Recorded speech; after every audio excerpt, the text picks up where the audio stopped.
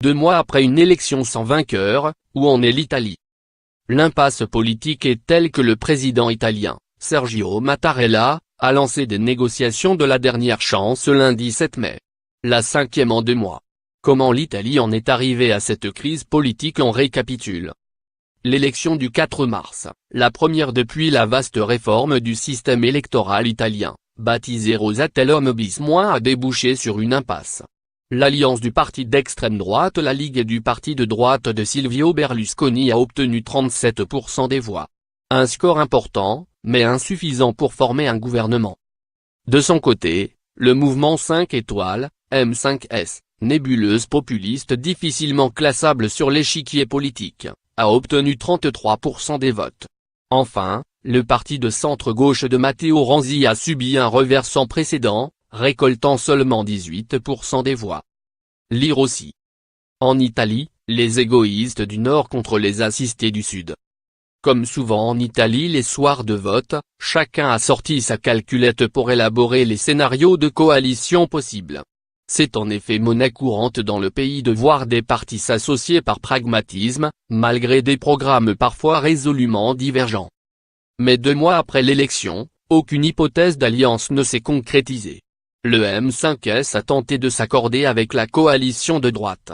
En vain, la Ligue de Matteo Salvini n'envisageant pas de prendre ses distances avec son allié Silvio Berlusconi, condition sine qua non pour qu'un tel gouvernement puisse voir le jour.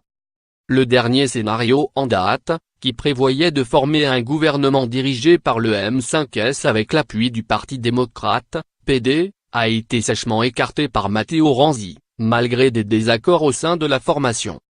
Lire aussi. Italie. Qu'est-ce que le mouvement 5 étoiles? Les tractations politiques sont presque un passage obligé de la politique italienne. En moyenne, il faut 1 mois et demi pour former un gouvernement.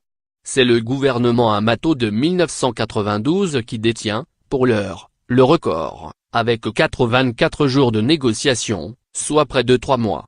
Mais la situation cette fois paraît tout de même particulièrement bloquée, et aucune sortie de crise ne semble s'esquisser. Le président italien, Sergio Mattarella, recevra lundi séparément chaque parti pendant 20 minutes pour leur rappeler l'enjeu d'aboutir à un consensus.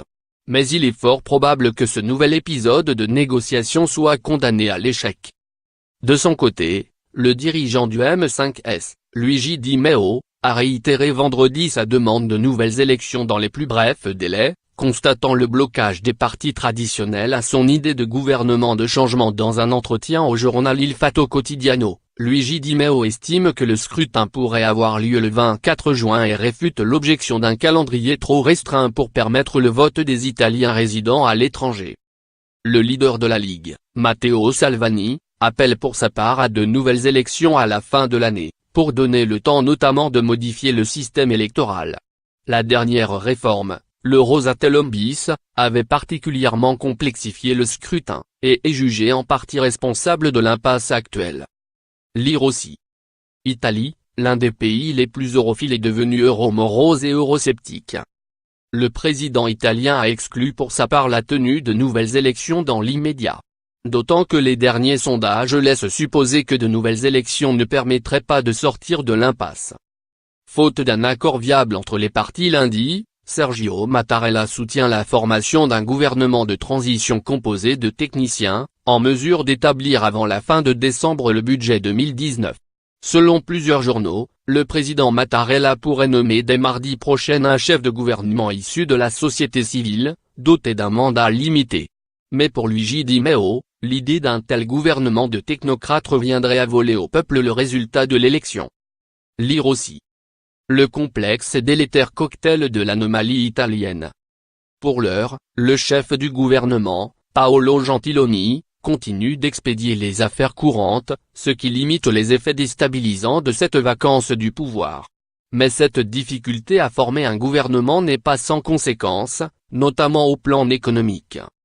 Ces dernières semaines, les taux d'emprunt des pays du sud de l'Europe se sont tendus du fait de cette instabilité. Il y a eu beaucoup d'annonces contradictoires. Cette confusion et la perspective éventuelle de nouvelles élections en cas d'impasse a pesé sur les taux d'emprunt italiens et par contagion sur les autres pays du sud de l'Europe, a relevé auprès de l'agence France Presse Daniel Stefanetti, gérant obligataire de la société de gestion luxembourgeoise Etna. Symbole de cette mise en berne de la quatrième économie de l'Union européenne, l'Italie s'est fait dépasser par l'Espagne en termes de richesse par habitant, selon le Fonds monétaire international, FMI. Une donnée imputée notamment à l'instabilité politique du pays. En outre, les dernières prévisions économiques de la Commission européenne soulignent la nécessité d'un gouvernement disposant d'une majorité au Parlement afin d'entreprendre des réformes jugées nécessaires pour que l'Italie maintienne ses objectifs de croissance.